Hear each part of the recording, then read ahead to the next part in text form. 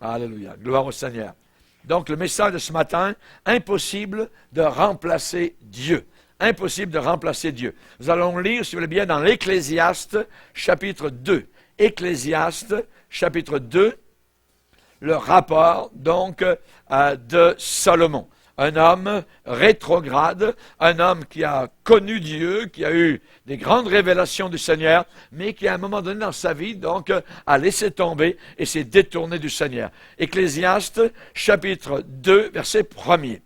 J'ai dit en mon cœur, allons, je t'éprouverai par la joie, et tu goûteras le bonheur. Et voici, c'est encore là une vanité. J'ai dit du rire insensé et de la joie, mais à quoi sert-elle? Alors je résolus en mon cœur de livrer ma chair au vin, imaginez, tandis que mon cœur me conduirait avec sagesse. Est-ce possible? Et de m'attacher à la folie, voyez, m'attacher à la folie jusqu'à ce que je voie ce qu'il est bon pour les fils de l'homme de faire sous les cieux pendant le nombre des jours de leur vie. J'ai exécuté de grands ouvrages, je me bâtis des maisons, je me plantai des vignes, je me fis des jardins et des vergers, et j'y plantai des arbres à fruits de toute espèce. Je me créai des étangs pour arroser la forêt où croissaient les arbres. J'achetais des serviteurs et des servantes, et j'eus leurs enfants nés dans la maison. Je possédais des troupeaux de bœufs et de brebis, plus que tous ceux qui étaient avant moi dans Jérusalem. Je m'amassais de l'argent et de l'or, et les richesses des rois et des provinces. Je me procurais des chanteurs et des chanteuses, et les délices des fils de l'homme, des maîtresses, des femmes en grand nombre. Je devins grand, plus grand que tous ceux qui étaient avant moi dans Jérusalem, et même ma sagesse demeura avec moi. Tout ce que mes yeux avaient désiré, je ne les en ai point privés. Je n'ai refusé à mon cœur aucune joie, car mon cœur prenait plaisir à tout mon travail, et c'est la part qui m'en est revenue. Puis, j'ai considéré tous les ouvrages que mes mains avaient faits, et la peine que j'avais prise à les exécuter, et voici, résultat, addition, bilan, tout est vanité et poursuite du vent, et il n'y a aucun avantage à tirer de ce qu'on fait sous le soleil. Seigneur, nous te bénissons pour ta parole, aide-nous à la comprendre, aide-nous à réaliser aujourd'hui qu'il est totalement impossible de se passer de toi, de te remplacer par quoi que ce soit, de mettre à la place de ta personne quelqu'un d'autre ou autre chose.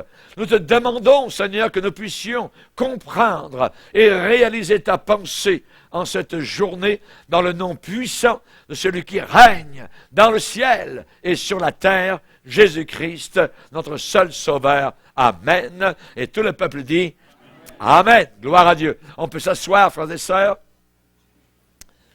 Impossible de remplacer Dieu. Impossible. Vous savez que Salomon a écrit le livre des Proverbes. Grande sagesse. 31 chapitres qu'on peut lire en un mois en lisant un chapitre par jour. Au sommet de sa marche avec le Seigneur, il a écrit un autre livre, le Cantique des Cantiques. Mais plus tard, à la fin de sa vie, il s'est éloigné de Dieu totalement, complètement, radicalement. Il est allé adorer les dieux et les déesses païennes. Il a fait des choses en horreur à l'Éternel qui ont irrité totalement le Seigneur.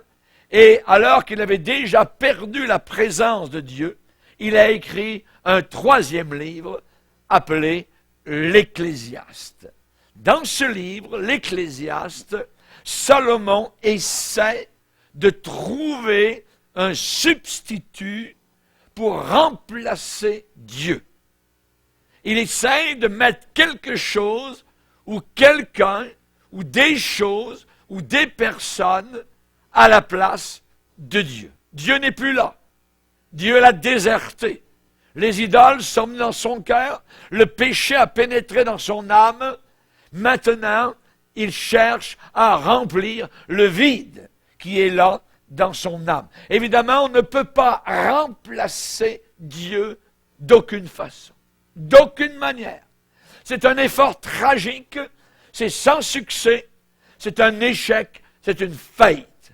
Regardez ce qui est arrivé à Salomon à la fin de sa vie. Dans 1 Roi chapitre 11, dans 1 Roi chapitre 11, au verset 1er, il est dit, le roi Salomon aima beaucoup de femmes étrangères. L'étrangère dans la Bible, c'est l'étrangère à Dieu, l'étrangère à la parole de Dieu, l'étrangère à la maison de Dieu, la désobéissante, la païenne. Voyez? Et lui, il aima beaucoup. Ça ne dit pas il aima beaucoup les femmes étrangères, en plus de la fille de Pharaon. Imaginez, quand vous avez comme beau-père Pharaon, c'est terrible. Des Moabites, des Ammonites, des Édomites, des Sidoniennes, des Essiennes, appartenant aux nations dont l'Éternel avait dit aux enfants d'Israël, vous n'irez point chez elles et elles ne viendront point chez vous. Elles tourneraient certainement vos cœurs du côté de leur Dieu. Et ce fut à ces nations que s'attacha Salomon, entraîné par l'amour. L'amour selon Dieu est bien. L'amour sans Dieu est une dérive totale. Entraîné par l'amour, loin de Dieu. Aujourd'hui, dans le monde, ou même parfois dans certains segments d'église, pourvu qu'il y ait l'amour, c'est très bien. Moi, je pose la question, quelle sorte d'amour? Est-ce un amour qui vient de Dieu, qui est béni de Dieu, ou est-ce un amour que Dieu a en horreur, que Dieu abhorre littéralement? Et là, nous voyons, ce n'était pas du tout un amour selon Dieu qui avait dans le cœur de Salomon. Et il est dit ici, entraîné par l'amour, donc il eut 700 princesses, au verset 3, pour femmes, et 300 concubines. Et ces femmes détournèrent son cœur. Détournèrent son cœur. À l'époque de la vieillesse de Salomon, ces femmes inclinèrent son cœur vers d'autres dieux. Alors que le premier commandement dit, tu n'auras pas d'autres dieux devant ma face. Voyez? Et son cœur ne fut point tout entier à l'Éternel son Dieu, comme l'avait été le cœur de David son père. Salomon alla après Astarté, imaginez, divinité des Sidoniens, et après Milcom, l'abomination des Ammonites. Et Salomon fit ce qui est mal aux yeux de l'Éternel. Aux yeux de sa génération, peut-être c'était bien, comme aujourd'hui. Un mariage pour tous, c'est très bien pour beaucoup de personnes. Mais aux yeux de Dieu, c'est mal. Il fit ce qui est mal aux yeux de l'Éternel, et il ne suivit point pleinement l'Éternel comme David son père. Alors Salomon bâtit sur la montagne, qui est en face de Jérusalem, imaginez, un haut lieu, pour Kémosh, l'abomination de Moab, et pour Moloch, l'abomination des fils d'Ammon. Et il fit ainsi pour toutes ces femmes étrangères qui offraient des parfums et des sacrifices à leur Dieu. Résultat, l'Éternel fut en colère. L'Éternel fut irrité contre Salomon parce qu'il avait détourné son cœur de l'Éternel, le Dieu d'Israël, qui lui était apparu 2 fois. Vous pouvez avoir des apparitions de Dieu, mais ce n'est pas l'apparition de Dieu qui va vous garder attaché au Seigneur. Ce qui va vous attacher au Seigneur, c'est sa parole. C'est un amour authentique envers le Seigneur. C'est un amour pour la pureté doctrinale, pureté de corps, pureté de cœur, pureté de pensée. Et nous voyons que Salomon, donc, comme son cœur était maintenant vide, qu'il avait toutes sortes de temples, qu'il avait toutes sortes de femmes tout autour de lui, eh bien, il a essayé de remplacer Dieu parce qu'il ressentait maintenant ce vide terrible qui l'angoissait intérieurement. Après avoir connu Dieu, après avoir servi Dieu, après avoir aimé Dieu, après avoir été en alliance avec Dieu, maintenant, Dieu le déserte. Dieu est en colère contre lui. Dieu était sorti de sa vie, comme Dieu est sorti de la vie de Samson, comme Dieu est sorti de la vie de Saül, comme Dieu est sorti de la vie de Démas, comme Dieu est sorti de la vie de Judas Iscariote. Voyez, on voit que cet homme, Salomon, avait abandonné les voies de Dieu. Mais maintenant, il aurait voulu découvrir dans les choses terrestres la même satisfaction que les choses de Dieu auparavant lui avaient apporté. Et quand les choses de Dieu sont dans votre cœur et dans votre vie, alors il y a de la sagesse, il y a de la joie, il y a de la paix, il y a de l'amour authentique, il y a la présence de Dieu, il y a sa parole que vous aimez, que vous chérissez, que vous serrez dans votre cœur. Hein, comment le jeune homme, la jeune fille rendra-t-elle pur son sentier? Je serre ta parole dans mon cœur afin de ne pas pécher contre toi. Mais voilà, maintenant, Salomon pêche contre Dieu. Avec Kémosh, avec Moloch, avec Astarté, avec les démons qui littéralement sont en train de l'entourer. Un homme qui auparavant rentrait dans le temple de Dieu pour aller adorer le grand Dieu trinitaire. Maintenant, cet homme va s'agenouiller devant des statues de fer et de fonte, devant des démons, littéralement. C'est abominable. C'est abominable. Mais il cherchait, évidemment, à remplir son cœur. Et il avait les moyens, évidemment, de se payer tout ce qu'il désirait. Il avait acquis toutes sortes, je dirais, de sources de plaisir, ici-bas très variées.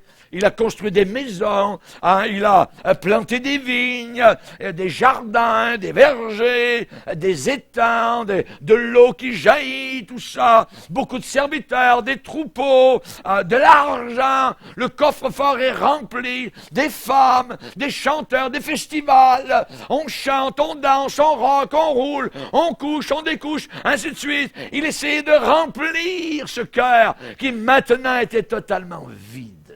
Vide. Quand un homme est déserté de Dieu, c'est la pire personne ici-bas sur terre. Parce que la personne n'est pas heureuse dans le monde et elle n'est pas heureuse dans l'Église. Parce que la personne a connu le Seigneur. Elle a connu la bonté de Dieu. La personne a connu dans le passé comment c'est merveilleux de servir le Seigneur. Vous savez, Dieu est irremplaçable. Dieu est irremplaçable. Dieu est incontournable.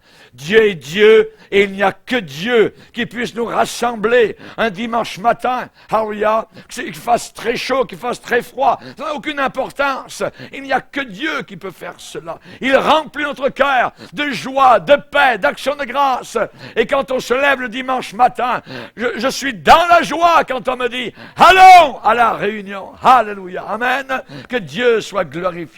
Évidemment, on sait que sans Dieu, l'âme est sans joie. Sans Dieu, l'âme est sans joie. L'âme est insatisfait. L'âme est malheureux. Et vous savez qu'en créant l'homme, eh bien Dieu a créé en même temps la capacité de le recevoir dans son cœur. Il a créé dans chaque être humain la capacité de le recevoir. À tous ceux qui l'ont reçu, il a donné le pouvoir de devenir enfants de Dieu, lesquels sont nés non du sang, ni de la chair, ni de la volonté de l'homme, mais sont nés de Dieu. Dieu a créé dans chaque être humain la capacité de le recevoir. Quand Jésus a été emmené vers le lieu du massacre, le lieu du calvaire, il est dit que les soldats l'ont reçu avec des gifles, avec des coups, lui arrachant la barbe. Le monde reçoit Jésus de la même manière. Ne me parle pas de ça. Je ne veux rien entendre de ton Jésus, ainsi de suite. Ils ne le reçoivent pas. Alors ils essayent de remplir leur cœur, qui est vide, par toutes sortes de choses. Voyez, il y a un vide dans le cœur humain que uniquement Dieu peut remplir. Uniquement Dieu peut remplir ce vide. Et si les gens ne le reçoivent pas, alors ils vont essayer de combler ce vide. Ils vont essayer de chercher des plaisirs creux. Ils sont privés de Dieu. Alors ils vont se cacher dans les cinémas, dans des lieux de distraction, dans des festivals. Ils vont essayer de faire le tour de la terre pour essayer d'arracher ce vide. Je me rappellerai toujours, alors que j'étais sur le terrain de l'évangélisation, cette dame un jour qui nous a reçus avec mon épouse à la fin d'une réunion, elle avait une table en face d'elle qui valait environ 10 000 $, voyez, de marbre, qu'elle avait fait venir de Chine. Et elle nous a fait venir. Elle a dit, Monsieur Bourgier, vous ne pouvez pas savoir, au milieu de ma belle maison, comment je suis malheureuse. J'arrive d'un voyage à l'autre bout de la terre. Je voyage pour essayer d'enlever le vide de ce cœur et je n'arrive pas à le combler. Vous voyez cette table qui est devant vous, elle vient de Chine, elle vaut 10 000 $, mais ça ne remplit pas mon cœur. J'ai beaucoup d'argent, mais je suis complètement vide. Je me rappelais toujours de cette femme-là. Et on lui a parlé évidemment du Seigneur. Et en pleurant, elle a accepté Jésus. Elle a courbé la tête. Elle a demandé pardon de ses péchés au Seigneur Jésus. Elle l'a reçu dans son cœur. C'est merveilleux. Amen. Uniquement Jésus peut remplir le vide qu'il y a dans le cœur humain. Chers amis, Dieu ne peut pas être remplacé. Alors il est absolument nécessaire de le chercher. Il faut absolument le chercher. On va lire dans le psaume 107. Dans le psaume 107. Ce qui arrive actuellement à beaucoup de personnes ici-bas sur notre terre. Psaume 107, on nous parle de ceux qui erraient dans le désert. Au verset 4, ils marchaient dans la solitude, grande solitude, sans trouver une ville où ils puissent habiter. Ils souffraient de la faim et de la soif. Leur âme était languissante, il n'y a pas beaucoup de force, languissante. Dans leur détresse, ils crièrent à l'Éternel et il les délivra de leurs angoisses. Dans leur détresse, ils criaient, ils cherchèrent l'Éternel et il les délivra de leurs angoisses. Aujourd'hui, vous avez des médicaments contre les angoisses. Non, non, non, non, non, non. Vous allez devenir drogué avec ces médicaments-là pour essayer. On ne peut pas enlever l'angoisse dans le cœur. Le problème est spirituel. Ce n'est pas un problème physique, c'est un problème spirituel. Parce que le péché est là. Je dirais, le vide est là. Et le seul moyen pour combler ce vide, ce n'est pas avec une pilule antidépresseur. Non, non, non, non. C'est de venir au pied de la croix, demander pardon au Seigneur de tes péchés. Et là, le vide se remplira, amen, de la présence de Jésus, et à ce moment-là, tu seras heureux. Il est dit ensuite, au verset 8, qu'il loue l'Éternel pour sa bonté et pour ses merveilles en faveur des fils de l'homme, car il a satisfait l'âme assoiffée et il a comblé de bien l'âme affamée. Un peu plus loin, verset 10, il est dit, ceux qui avaient pour demeure les ténèbres et l'ombre de la mort vivaient captifs dans la misère et dans les chaînes, dans l'ombre de la mort, voyez, sur le point de mourir. Certains, aujourd'hui, dans notre société, ils ne veulent pas faire face. Ils se suicident et ils pensent qu'en se suicidant, ils ont réglé leurs problèmes. Au lac Mégantic, parmi quasiment la cinquantaine de personnes, ils sont passés d'une explosion de feu à un autre feu éternel. C'est terrible. À un autre feu éternel. Quand vous entendez les gens en pleine nuit qui crient « Oh my God, my God !» en voyant ces flammes immenses qui montent dans les airs, on bénit le Seigneur, évidemment, de savoir que notre Dieu veut sauver ceux qui se repentent de leurs péchés. Mais ceux qui se rebellent, ceux qui disent « J'ai pas besoin de Dieu, moi je vais aller fêter en ville, moi je vais aller boire, je vais aller danser, je vais vraiment me réjouir. » Ah, voyez. C'est un piège de Satan. Un piège de Satan. Je bénis mes beaux-parents. Je vous avais dit qu'ils étaient à 300 mètres de l'explosion. En réalité, j'ai regardé cette semaine, nous sommes descendus pour la voiture du pasteur Bacana et c'était à 200 mètres. À 200 mètres. Et le bord de la maison, alors on voit que c'est à moitié fondu. Alors ça commençait à être touché. On bénit le Seigneur. Alors ils sont en vie. Les beaux-parents, il n'y a personne dans la famille qui a été touché. On bénit le Seigneur pour cela. Mais, alors Dieu a quand même jugé. Rien n'arrive ici-bas sur terre sans que Dieu ne le permette. C'est écrit dans mon livre. Dieu sait exactement ce qui arrive ici-bas sur cette terre. Et nous avons besoin de faire attention. La Bible déclare, voyez, les insensés, verset 17, psaume 107, verset 17, les insensés, ça on parle ici de fous et de folles, voyez, par leur conduite coupable et par leurs iniquités, s'étaient rendus eux-mêmes malheureux, et leur âme avait en horreur toute nourriture. Ils touchaient aux portes de la mort, mais dans leur détresse, ils crièrent à l'Éternel, et il les délivra de leurs angoisses. Merci Seigneur. Il faut chercher Dieu. Il faut absolument chercher le Seigneur. Lisez avec moi Deutéronome chapitre 6. Deutéronome chapitre 6. Deutéronome chapitre 6, verset 20.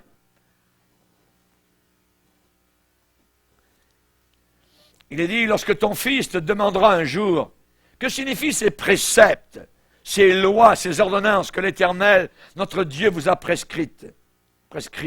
Tu diras à ton fils, nous étions esclaves de Pharaon. Nous, on pourrait dire, nous étions dans le monde, on était esclaves du péché. Nous étions esclaves de Pharaon en Égypte. Et l'Éternel nous a fait sortir de l'Égypte par sa main puissante. L'Éternel a opéré sous nos yeux des miracles, des prodiges grands et désastreux contre l'Égypte, contre Pharaon et contre toute sa maison. Et nous a fait sortir de là pour nous amener dans le pays qu'il avait juré à nos pères de nous donner.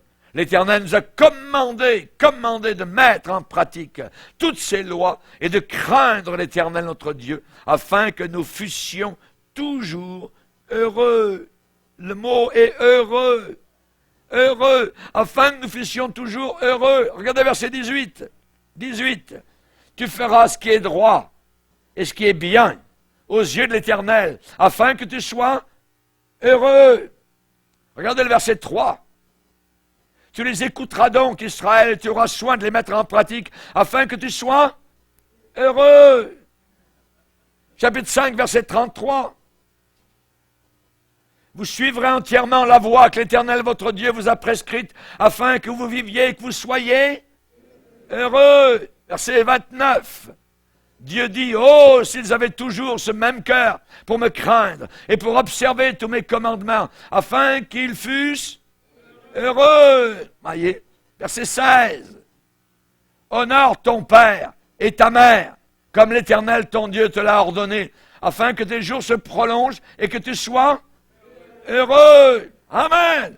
Qu'est-ce que Dieu veut? Il veut qu'on soit heureux. Alléluia. Amen. Si on n'a pas compris là, on ne comprendra jamais. Voyez, Dieu nous veut heureux. Dieu ne veut pas malheureux, mais à condition. Obéis. Obéis. Soumets-toi, plie devant le Seigneur. Tu as un choix à faire. Tu as un choix à faire. Dieu cherche quelqu'un qui cherche Dieu. Dieu cherche la communion avec les hommes de la terre. Rappelez-vous, Adam et Ève, cachés. Ils sont cachés, ils se sont fait des vêtements avec des grosses feuilles, voyez. Et ils ont des fausses excuses devant le Seigneur. Ils sont conscients de leur culpabilité. Ils ont désobéi à Dieu et ils sont tombés dans le piège de Satan. Dieu ne les a pas laissés tout seuls. Dieu les a revisités. Voyez. Dieu était présent au rendez-vous comme d'habitude, mais eux n'étaient pas là. Alors Dieu a crié dans le jardin, « Où es-tu? Adam, Ève, où êtes-vous? » Est-ce que Dieu ne savait pas où ils étaient? Dieu sait tout. Dieu sait tout. Mais par ce questionnement, cette question, Dieu voulait savoir que eux sachent bien où ils étaient, c'est-à-dire pas au rendez-vous. Avant, ils étaient au rendez-vous avec Dieu. Avant, ils rencontraient Dieu. Avant, ils parlaient avec Dieu. Maintenant, ils ne parlent plus avec Dieu. Ils n'ouvrent plus leur Bible. Ils ne plient plus leurs genoux. Il y a un temps où les chrétiens avaient les genoux calleux, maillés comme des chameaux, tellement ils passaient du temps devant le Seigneur. Aujourd'hui, nous avons des beaux petits genoux tout doux, maillés. Il faut évidemment chercher le Seigneur. Déjà en Éden, ce jardin donc de l'échec, Dieu cherchait l'homme. Mais Dieu n'a pas changé. Dieu n'a pas changé. Dans le psaume 53, il est dit, Dieu, le Dieu du haut des cieux, regarde les fils de l'homme pour voir s'il y a quelqu'un d'intelligent qui cherche Dieu. La personne intelligente sur la planète Terre, ce n'est pas la personne qui a un diplôme en sciences, en chimie, en industrie, c'est la personne qui cherche Dieu. Aux yeux de Dieu, la personne intelligente, c'est la personne qui le cherche. Alléluia. Gloire au Seigneur. Amen. Dieu scrute du haut des cieux les enfants des hommes. Il cherche quelqu'un d'intelligent qui le cherche, qui veut le connaître. L'apôtre Paul a prié pour les chrétiens d'Éphèse. Il a dit, je prie pour que le Seigneur illumine les yeux de votre cœur, pour que vous sachiez quelle est l'espérance qui s'attache à son appel. Est-ce qu'il vous a appelé? Amen.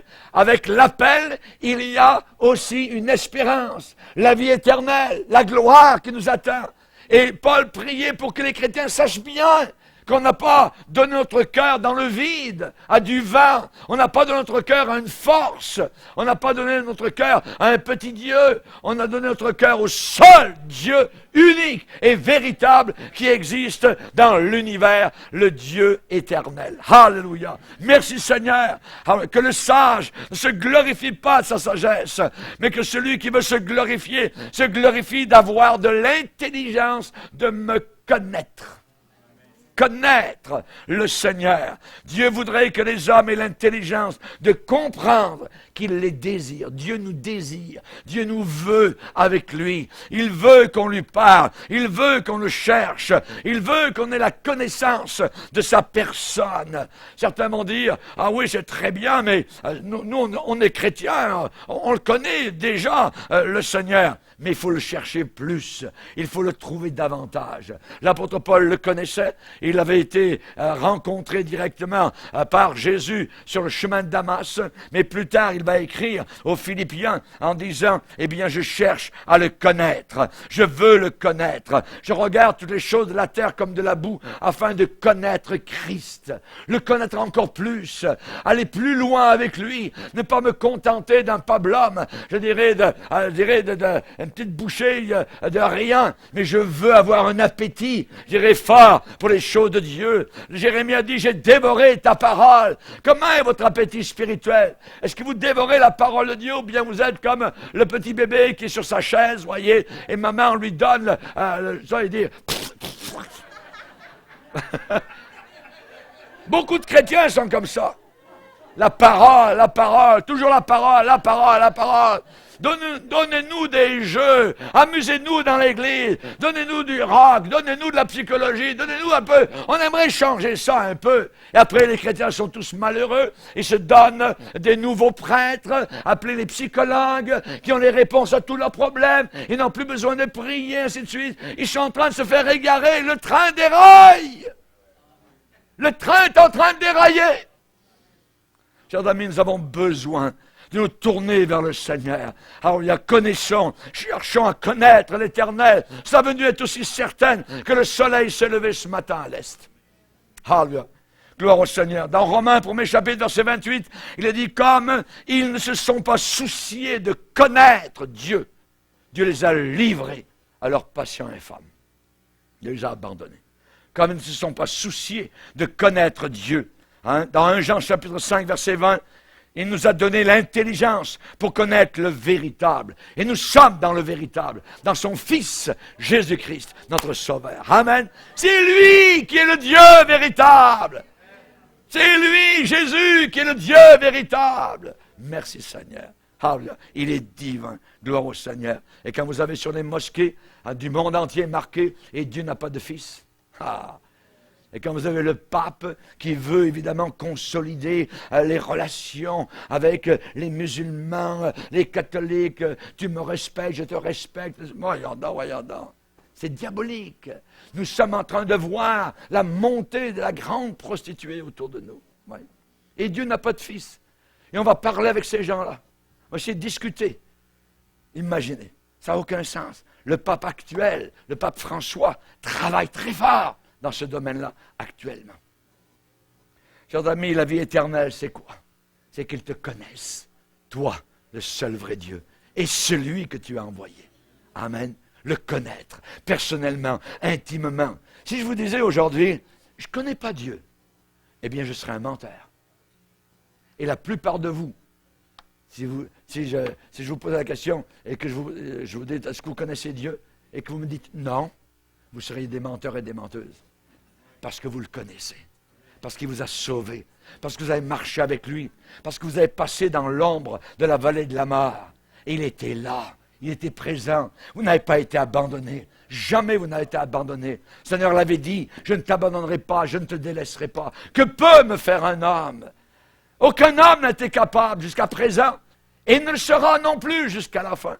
Qui vous séparera de l'amour de Christ? Sera-ce l'épreuve, la tribulation, la maladie, la menace, le pistolet? Rien ne pourra nous séparer. Nous allons vers la gloire. Et le plus tôt sera le mieux. Amen. Alléluia. Merci Seigneur. Merci Seigneur. Alléluia. Le Nouveau Testament nous enseigne la nécessité de grandir dans la connaissance de Jésus. De grandir, de croître.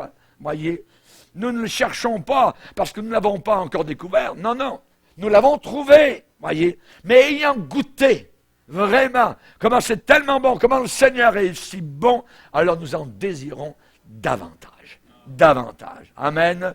L'apôtre Pierre va dire de croître pour le salut si vous avez goûté que le Seigneur est bon. Est-ce que vous avez goûté que le Seigneur est bon? Amen. Donc on veut croître, on veut grandir, on veut aller plus loin dans la connaissance de Jésus-Christ. Dans 2 Pierre, il est dit au chapitre 3, croissez dans la connaissance de notre Seigneur et Sauveur Jésus-Christ. Ne vous laissez pas, appâter par le mal autour de vous, par les païens qui veulent évidemment vous tirer par l'oreille. Non, non, non, non, non. Voyez, nous, on est tirés par l'oreille, par le ciel. Amen. Il y a une main qui descend d'en haut, qui nous tire là-haut, pas vers le monde, pas vers le bas, voyez, vers le haut. Dans Colossiens, on va lire Colossiens 1er chapitre. Colossiens 1er chapitre.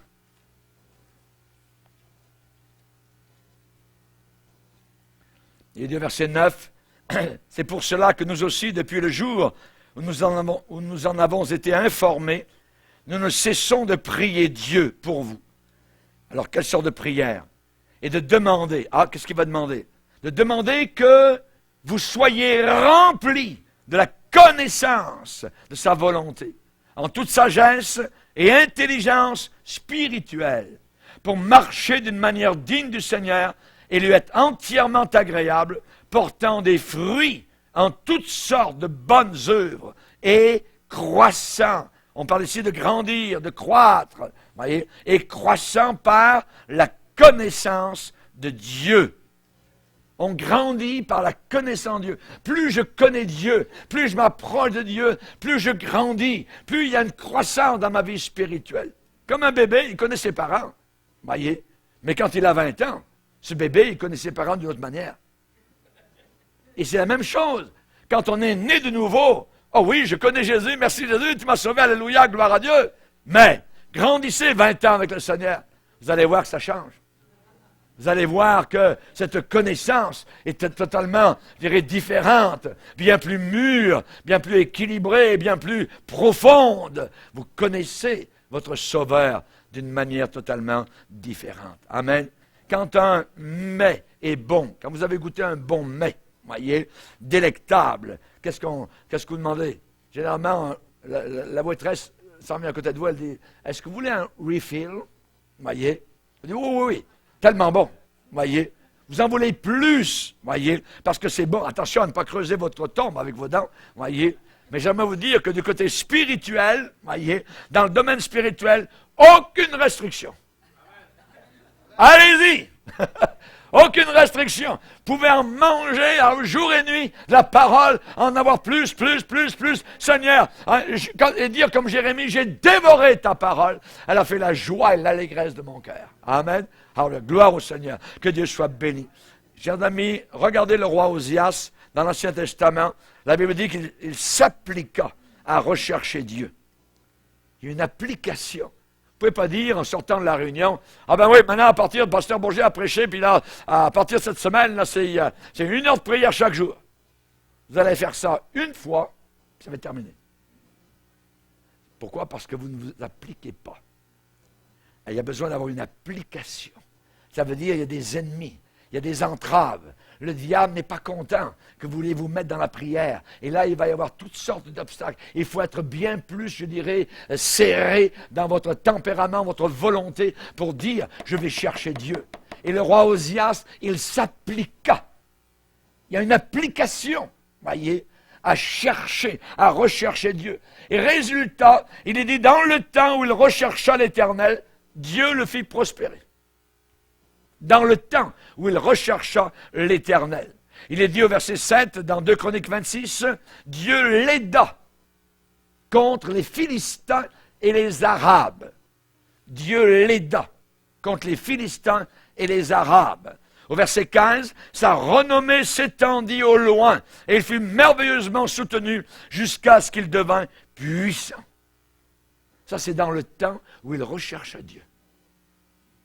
Quand vous recherchez Dieu de façon systématique, à ce moment-là, vous allez voir tout de suite, il y a un monde extérieur qui se met en branle.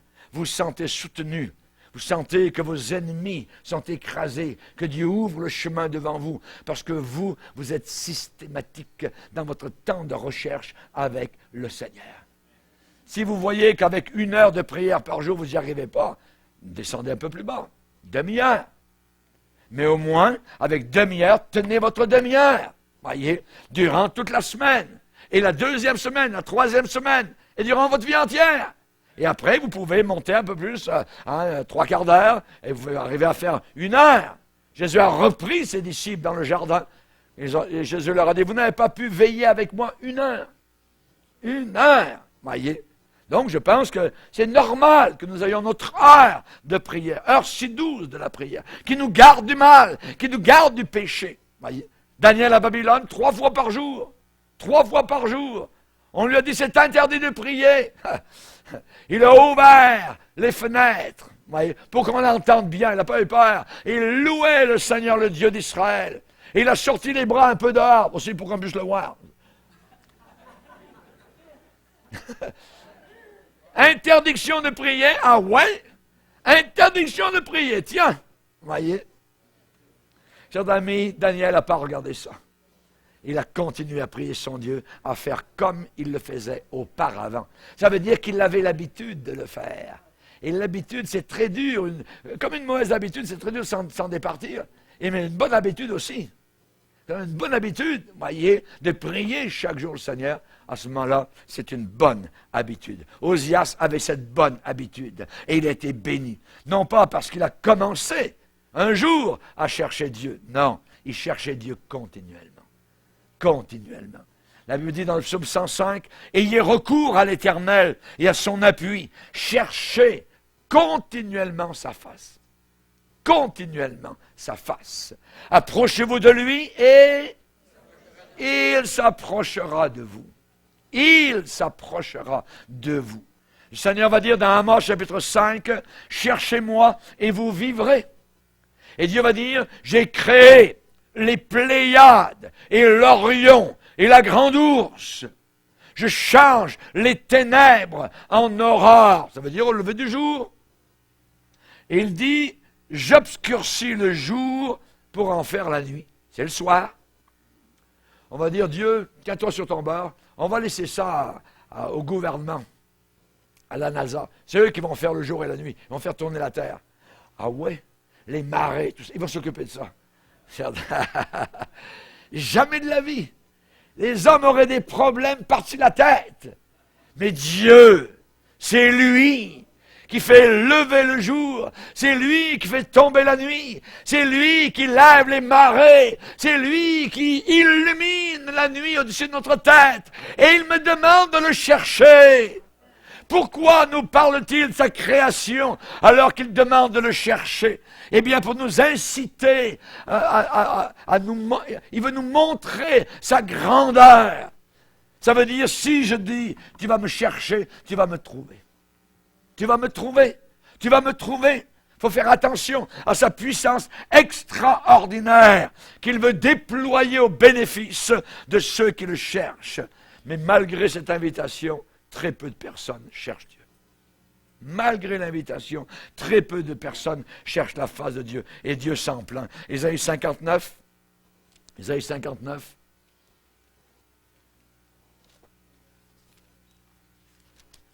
Ésaïe 59, verset 15.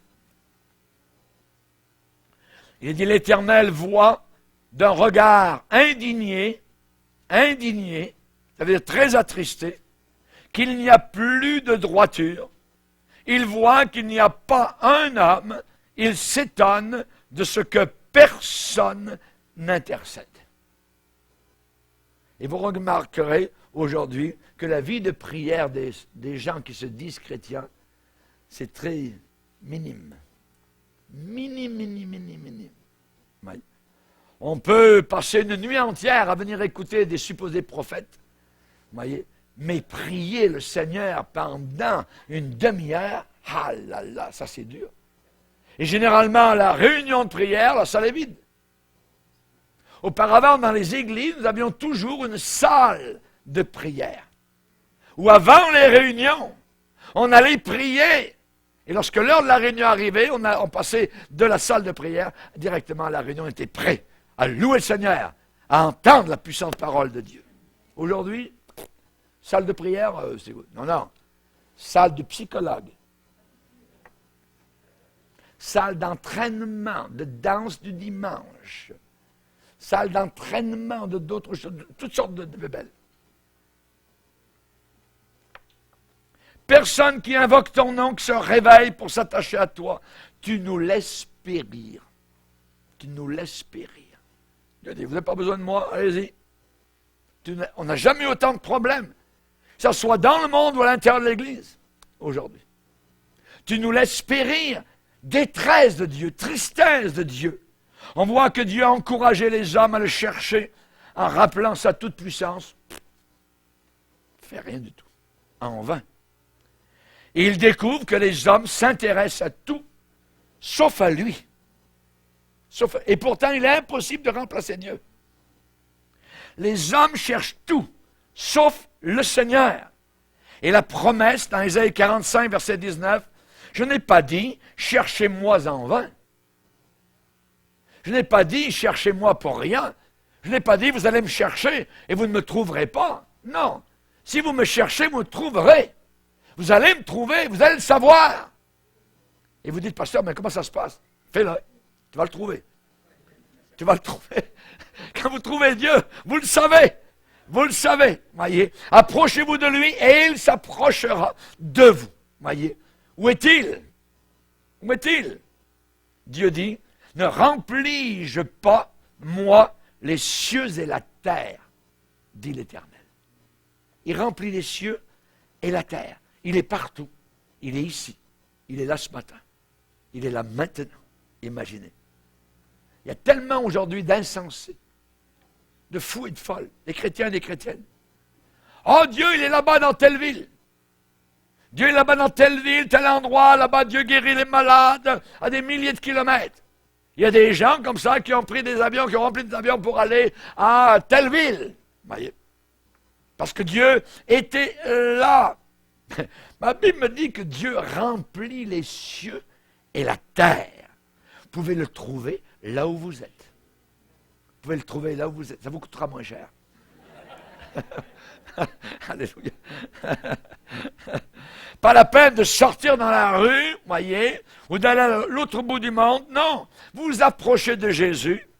Il est juste là où vous êtes vous-même. Il est là, voyez, parce que lui-même veut s'approcher de vous et il nous regarde. Il voit nos visages. David a dit, où irai-je loin de ta face? Si je vais au nord, tu y es, au sud, tu es là-bas. Tu es partout, Seigneur. Voyez, il nous demande simplement de le chercher. Et il se demande si on va le chercher vraiment. Voyez. Si un homme, une personne est au fond d'un trou, est tombé dans une crevasse ou un trou très profond, et il ne peut pas en sortir. Il ne peut pas en sortir, il n'a pas d'échelle, il n'a pas de corde, pas d'escalier, rien du tout. Voyez. Il faut une échelle. Et quelqu'un arrive et voit le monsieur qui crie au fond, voyez, et lui dit, sortez, sortez de là, voyez. Vous devriez venir là où je suis. Oui, mais il n'y a pas de corde. Il n'y a pas d'échelle, il n'y a pas d'escabeau, il n'y a rien. Il n'y a rien du tout. Voyez, comment faire? Est-ce qu'il y a une échelle pour trouver Dieu? Je suis dans le trou. Il est là-haut. Est-ce qu'il y a une échelle pour trouver Dieu? Voyez, si on lance une corde à la personne qui est en bas, ou une échelle, voyez, au fond du trou, cet homme ne doit pas seulement dire « je veux sortir ». Si, la personne dit « oui, je veux sortir ». Et si on lui lance une échelle ou une corde, alors il faut qu'il monte. Il faut qu'il fasse l'effort d'attraper la corde. Quand Jérémie était au fond du trou, quand le noir costaud et Ben-Belek, qui aimait le prédicateur, est allé voir le roi et a dit, « Hey, c'est pas bien, vous avez mis le pasteur au fond d'un puits. » Et le roi a dit, oh, « Ouais, c'est vrai. Vas-y, si tu veux le sortir, sors-le. » Et Ben-Belek est allé chercher des cordes. Il est allé chercher des morceaux de tissu. Et il a dit à Jérémie, « Attrape la corde et mets les morceaux de tissu sous les aisselles. Comme ça, quand la corde, ça ne te déchirera pas donc la peau. Quand tu vas, je vais te monter. » Voyez?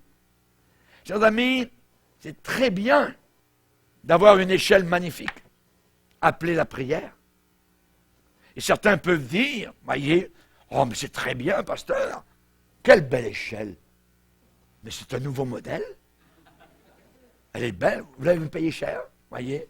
Quelle échelle? L'échelle de la prière, voyez. Hein? Oh ouais, c'est merveilleux. J'aime bien cette échelle, pasteur. J'aime l'échelle. Elle est belle, voyez, merveilleux.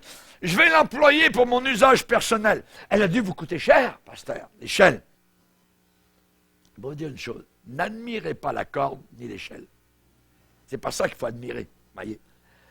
Ça ne sera d'aucun secours si on ne s'en sert pas. La corde va être là, voyez, vous êtes dans le trou. Il faudrait prier. Ce serait bien si on priait. Et là, la corde se balance. L'échelle a été lancée. Oh, elle est belle. C'est bien. Ah, c'est merveilleux.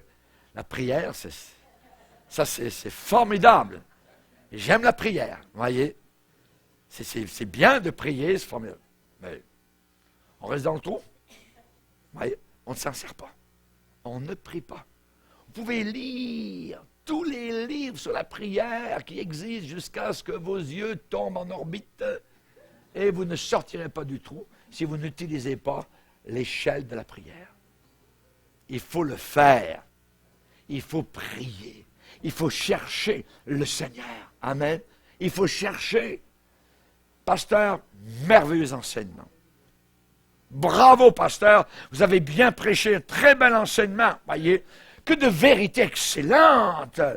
Voyez. Mais c'est merveilleux d'être ici. Voyez. Vous savez, le pasteur m'a montré ce matin le moyen pour chercher Dieu. Ah oui. Bravo. Voyez. La Bible dit, sans la foi, il est impossible de plaire à Dieu. Sans la foi, si je ne cherche pas Dieu, si je ne mets pas, je dirais, de l'action à ce que je connais, ça ne sert à rien. Ça ne sert à rien. Sans la foi, il est impossible de lui être agréable. Je dois croire que Dieu existe. Et deuxièmement, je dois croire qu'il récompense ceux qui le cherchent de tout leur cœur. De tout leur cœur. Osias a été récompensé. Nous voyons le cas de cet homme, ce roi de Jérusalem, Salomon, qui lui s'est éloigné de Dieu et le vide dans le cœur, avec son argent, avec son or, avec ses comptes en banque, avec ses chevaux, avec ses bœufs, avec ses femmes, avec son sexe, avec sa musique, ses états. Ça ne remplissait pas. À la fin, il calcule tout, et il arrive, bulle de savon, pouf, il veut la prendre, elle éclate. Il n'y a plus rien dans la main. Vanité des vanités. Ça sert à rien. Il n'y a que Dieu. Il est impossible de remplacer Dieu. Baissons nos têtes et prions le Seigneur.